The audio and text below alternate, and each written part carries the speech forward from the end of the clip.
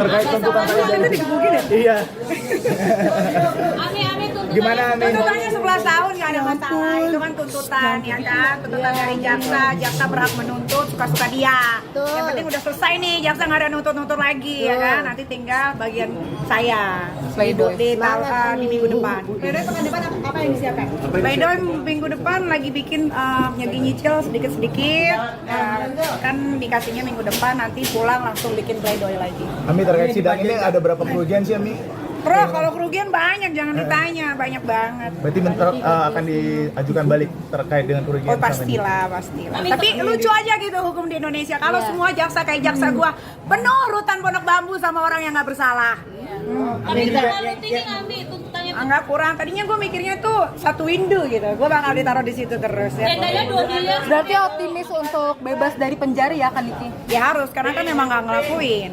Tadi Ami terlihat Terus gue bingung itu, enggak itu makanya gue tadi mau nanya sama yang mulia gitu, apakah boleh bikin tuntutan itu mengarang-arang? Itu kan tuntutan kan harusnya sesuai sama BAP dan dakwaan dan sesuai fakta persidangan. Tapi ditambah-tambahin gitu kan, ya udahlah, yang penting udah selesai. tadi pembaca JPU Ami ketawa-ketawa aja. Kenapa anak-anaknya banyak banget? Ini tadi nanyain harta. JPU juga harus dicek tuh hartanya tuh.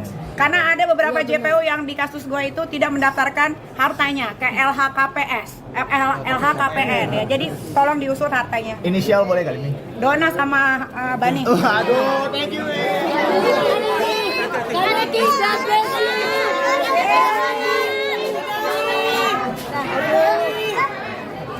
Tentang pertama pasal 145 ayat 10 A junto pasal 27B ayat 2 Undang-Undang Republik Indonesia nomor 11 tahun 2008 tentang informasi dan transaksi elektronik sebagaimana telah diubah terakhir dengan Undang-Undang Republik Indonesia nomor 11 tahun 2024 tentang perubahan kedua dan Undang-Undang Republik Indonesia tahun nomor 11 tahun 2008 tentang informasi dan transaksi elektronik junto pasal 55 ayat 1 1 KUHP dan kedua, pasal 3 Undang-Undang Republik Indonesia nomor 8 tahun 2010 tentang pencegahan dan pemberantasan tindak pidana pencucian uang, junto pasal 55 ayat 1 ke 1 Kitab Undang-Undang Hukum Pidana, maka terdakwa dapat dijatuhi pidana penjara. Bahwa oleh karena terdakwa dapat diminta pertanggungjawaban pidana dan dijatuhi pidana, serta terdakwa sebelumnya tidak ada mengajukan permohonan pembebasan dari pembayaran biaya perkara, maka berdasarkan pasal 222 KUHP kepada terdakwa dibebankan pula untuk membayar biaya perkara. Bahwa sebelum kami sampai pada tuntutan pidana dari terdakwa, perkenankanlah kami mengemukakan hal-hal yang kami jadikan pertimbangan dalam mengajukan tuntutan pidana, yaitu keadaan yang memberatkan, perbuatan terdakwa merusak nama baik martabat orang lain, perbuatan terdakwa meresahkan masyarakat dalam skala nasional, terdakwa telah menikmati hasil kejahatan, terdakwa tidak bersikap sopan di persidangan, terdakwa berbelit-belit di persidangan, terdakwa tidak mengakui perbuatannya, terdakwa sudah pernah dihukum, terdakwa tidak menghargai jalannya persidangan, keadaan yang meringankan, terdakwa masih memiliki tanggungan keluarga. 5. Tuntutan. Berdasarkan uraian yang dimaksud, kami penuntut umum dalam perkara ini dengan memperhatikan ketentuan undang-undang yang bersangkutan untuk dan atas nama negara menuntut supaya Majelis Hakim Pengadilan Negeri Jakarta Selatan yang memeriksa dan mengadili perkara ini memutuskan 1. Menyatakan terdakwa Nikita Mirzani telah terbukti secara sah dan meyakinkan bersalah melakukan tindak pidana mereka melakukan yang menyuruh melakukan dan menyentuh serta melakukan perbuatan dengan sengaja dan paham mendistribusikan atau mentransmisikan informasi elektronik dan atau dokumen elektronik dengan maksud untuk menguntungkan diri sendiri atau orang lain secara menghukum dengan ancaman pencemaran dan atau dengan ancaman akan membuka rahasia, memaksa orang supaya memberikan sesuatu barang yang sebagian atau seluruhnya milik orang lain tersebut atau milik orang lain, dan mereka yang melakukan yang dilakukan betul-betul melakukan perbuatan menempatkan, mentransfer, mengalihkan, membelanjakan, membayarkan, menghibahkan, menitipkan, membawa keluar negeri, mengubah bentuk, menukarkan dengan mata uang atau surat berharga atau perbuatan lain atas harta kekayaan yang diketahuinya atau patut digugurkannya berupa hasil tindak pidana sebagaimana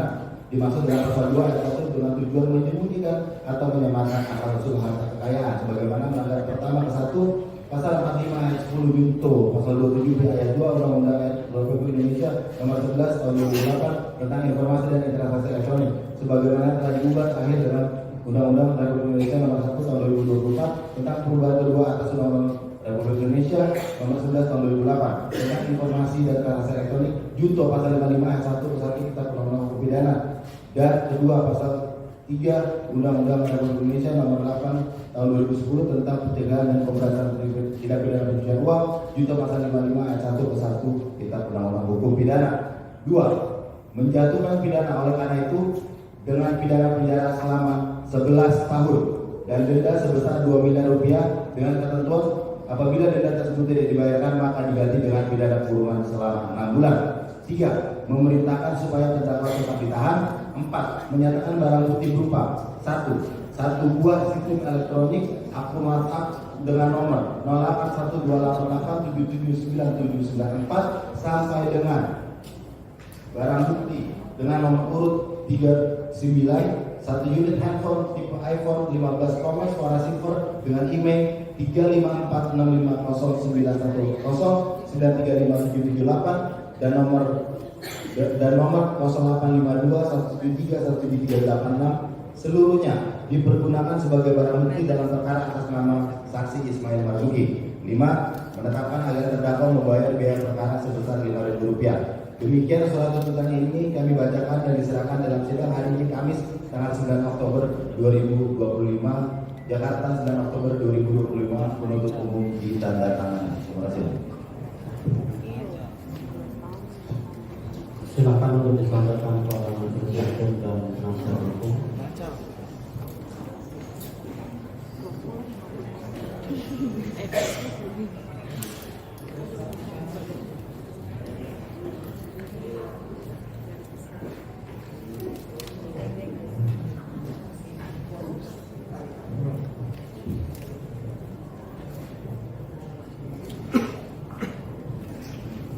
Jadi demikian tuntutan sudah dibacakan oleh penuntut umum dan sudah disampaikan kepada majelis hakim dan penasihat hukum.